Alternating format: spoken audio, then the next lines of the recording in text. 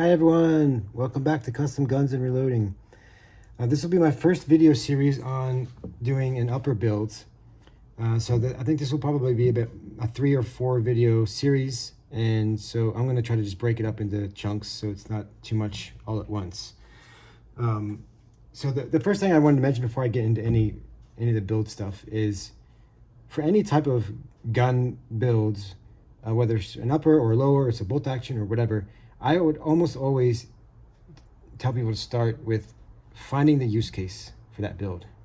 It's just so helpful, and it informs so many other decisions downstream from there, right? So unless you just like to just build stuff, and that's one thing, I guess, and more power to you. But for me, I almost always try to have a purpose or a specific use case for the build, because it just helps to answer so many questions, because there's just so many avenues you can go down as far as different parts, and each one has their pros and cons. So it just really helps narrow things down. It helps kind of expedite things as far as the build goes. So for this upper, the use case was I wanted to build an accurized SPR type of upper, but I didn't want to do a standard 18 or 20 inch barrel. I wanted it shorter a little bit, so 16 inch.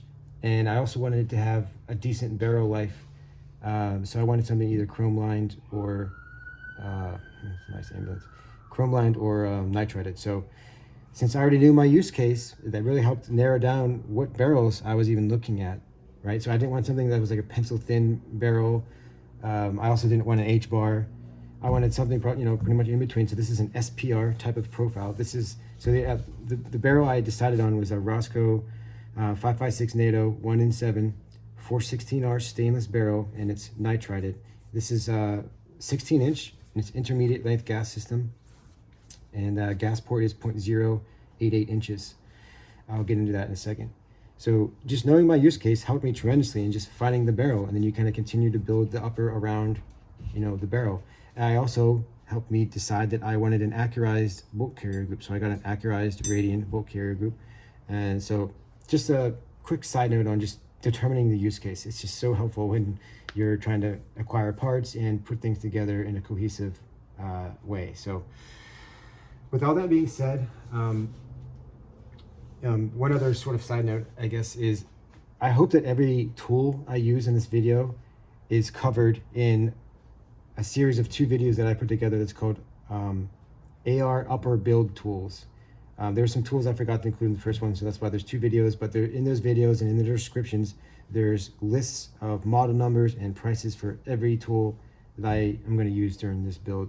I didn't want to keep doing tangents when I was doing the build to talk about the tools, because it's an important part, but it could be a little distracting. So some people might not need all that explanation. That's why I decided to kind of separate the tool conversations out into a separate video, just to kind of keep the build videos a little more streamlined. So with that housekeeping out of the way, the first thing I wanted to the first step in my upper build process is when the barrel arrives, I clean the chamber and inside the bore out with some isopropyl alcohol, whether it's 91%, 99%, it's not that particular, just whatever I have on hand. I'll clean the barrel up and just look for general issues or defects on the outside. So the first thing I'll usually look at is the muzzle threads to see if there's any dings or issues in there, and clean the threads up as well, right? As part of this cleanup process, there's usually oil and stuff on there. So something like a cleaning patch and some alcohol, or any kind of cloth you may have laying around would work just fine. And the other part of this initial inspection involves taking measurements. So some of the measurements I'll take when the barrel comes in is I'll weigh it. I will use the pin gauge set mentioned in the build tools video to gauge the gas port size, right? And then I will also measure with calipers. I'll measure the gas block journal, which is this part here where the gas block actually goes, and then the barrel extension, which is this part here, just so you kind of know what you're dealing with. A lot of people may not realize this barrel extension is actually a separate piece of metal from the barrel itself. This screws down, and it's actually torqued down, and this little pin here is supposed to index exactly with the timing of the gas port at the top, so they should be aligned. And if they're slightly mistimed, then I would recommend sending the barrel back to the manufacturer and have them re-torque the barrel extension on there, because that's not what's supposed to happen. The other thing I also inspect would be the feed ramps right here. It might be hard to see because this is it's nitrided, but just giving a general look to see if those look rough at all, and if they do, I have some polishing compound that I use. to kind of smooth those down. But luckily this one looks fairly good. So that is the sort of initial barrel cleanup and inspection and gauging of the barrel, is how I would sort of categorize that first step. And then next step, if you have the Borescope, this is not, you know, necessarily a required step, but if you have a Borescope, the next step I usually do is look at the inside of the barrel, take videos and pictures just to document the initial state of the barrel. And if you see anything weird like coloration or potential, you know, possible damage on the lands or the grooves or the crown, I would still try shooting the barrel. Sometimes you'll be surprised, and it shoots great. If it doesn't shoot, then, you know, you at least have documented some potential defects that you can communicate back to the manufacturer and either get replacement or refund or whatever their policies are. One other quick note, when I'm doing the build, I'll also usually attach my muzzle device under the threads just to act as a sort of thread protector during the build process in case you drop the barrel. You don't want to mess up the threads or the crown or anything.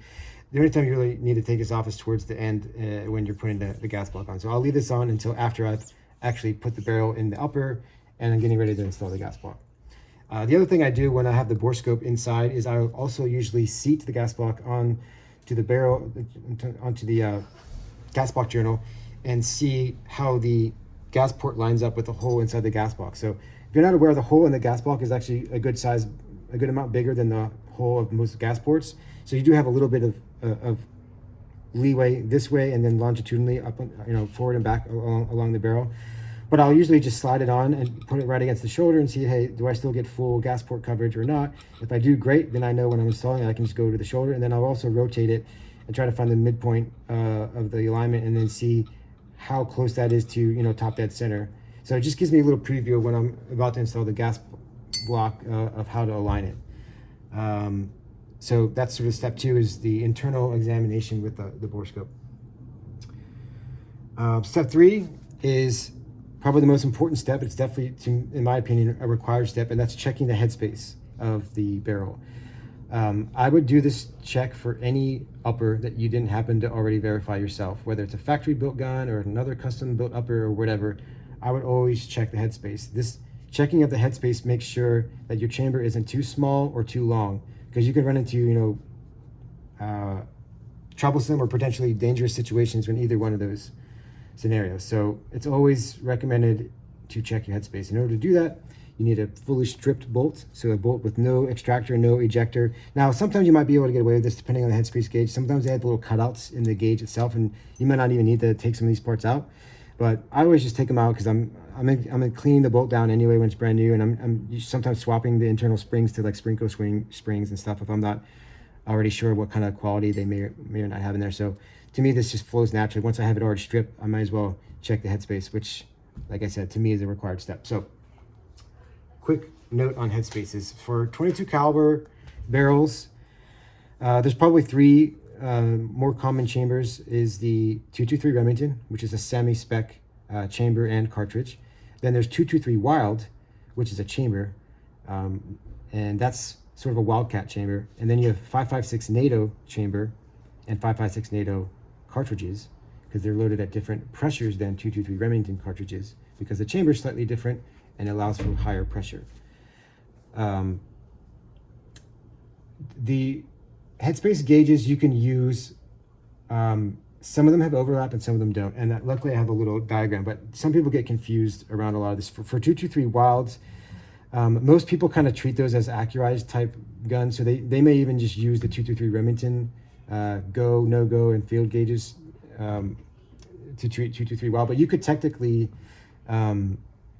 also use the 5.56 NATO, which only has a min and a max gauge. There's no go or quote unquote field gauge for NATO. And this little diagram actually helps me explain what I'm talking about. So here are the different chambers, and here's 223 Remington.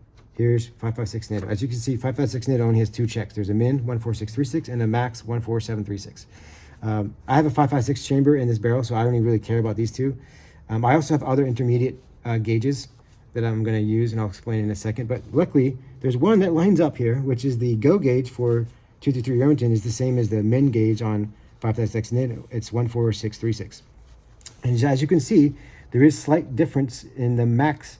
you're allowed in each of these chambers. There's about a 40 thousandths difference between the field gauge for 223 Remington 14696, and some of this may even vary. Some of these, based on the manufacturer of the Headspace gauge, you know, Forrester, and there's a Pacific Tool and Gauge and others. The field gauge for 223 Remington might be slightly different than 14696. So there's even some variability amongst manufacturers of that. But I found this one to be a little bit more common, so that's why I use this diagram here. And then the max is 14736. So I have this gauge. I have a gauge for this.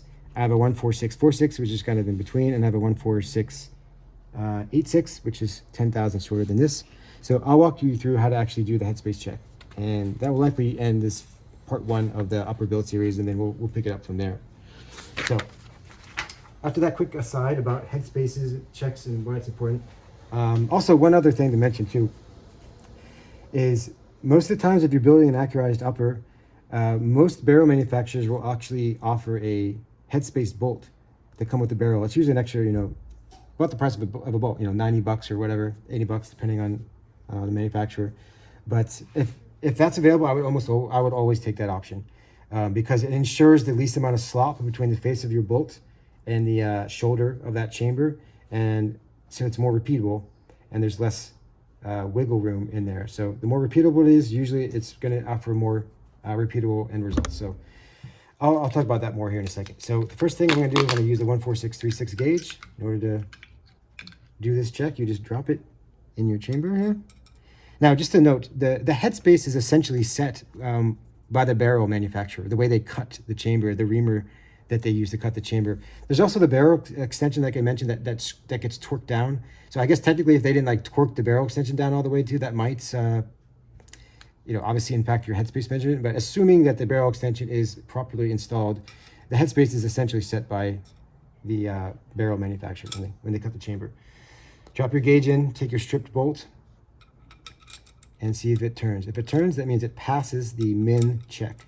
If it didn't turn, that would mean that the chamber is cut too tight and it's not meeting the minimum requirement. So there's also a little bit of confusion over what passing and fails means. On some of them, passing means that you can turn the bolt. On others, passing means you can't turn the bolt, and I'll talk about that in a second.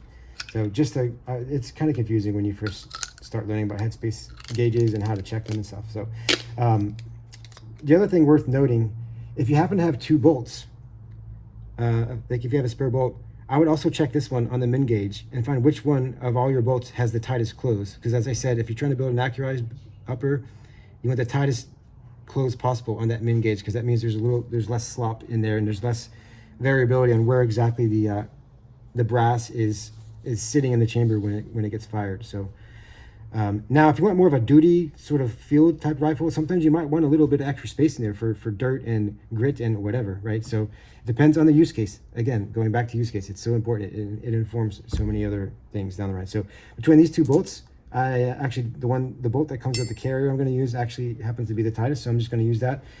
This Sons of Liberty bolt, I'm actually just going to reassemble. I'll grease it up and I'll put it in a little baggie, and I actually like to store spare bolts in the grip of my my lower. So I like to use the Magpul K2 Plus grip, and it has a perfect little sized storage container in there that you can fit a bolt. So that's what I usually like to do with these extra ones. So going back to the Headspace check, so it passed the min check. The next one I technically have to do for the 5.56 is the 14736, which is the field gauge.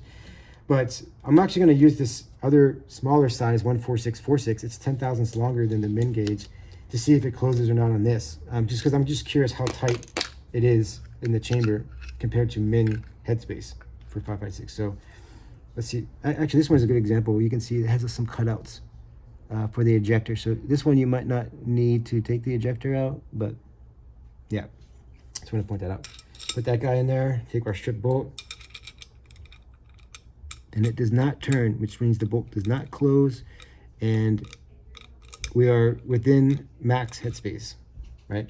So if I can't get it to turn on this, it's definitely not going to turn on the 14736, which is almost 100 thousandths longer. It's 90 thousandths longer than this one. So it also lets me know that my Headspace is basically in between the 14636 gauge and the 14646. And you can also measure these with Headspace comparators when you're doing loading ammunition, and you can get the relative gauge measurement using this Headspace gauge and the brass that you're sizing. So anyway, that's a tangent we don't need to go down. So I already know that it's going to pass the field gauge, so I'm not even going to bother doing that. It's in between 14636 and 14646, so we're good to go. Headspace checks out fine. Now, what I mean by pass and fail, it has different criteria as you go up. The pass criteria on the field gauge is that it does not close, meaning that the chamber is not too long yet, right? If you fail a field gauge, that means you're able to twist the bolt. You're able to turn the bolt and close it on that longer Headspace gauge. If you're able to close the bolt on that longer gauge, then that means it failed that check. So just some terminology to clear up, because it can definitely get confusing. So one other thing before I end this video is, if you also happen to have multiple uppers, I happen to have 2 of these demo BCM uppers. I would also check which one has the tightest fit. These are technically supposed to be thermofit, so I was expecting to both be, very tight and not able to slide it in. This one's still very tight. This one I have to thermofit because I like the way this one fit better. I chose it. The other one I could basically slide this. I could slide the barrel in almost all the way on the other BCM upper. So I don't know if that upper got out of spec or what, but if you happen to have multiple uppers, I would always find the one that has the least amount of slop between your barrel extension and the upper. So my next video, it'll be actually installing the forward assist and I think also putting thermofitting the barrel into this upper. I might actually even bed it with some Loctite 620 as well. So that'll do it for this video. Stay tuned for part 2. Thanks. Bye-bye.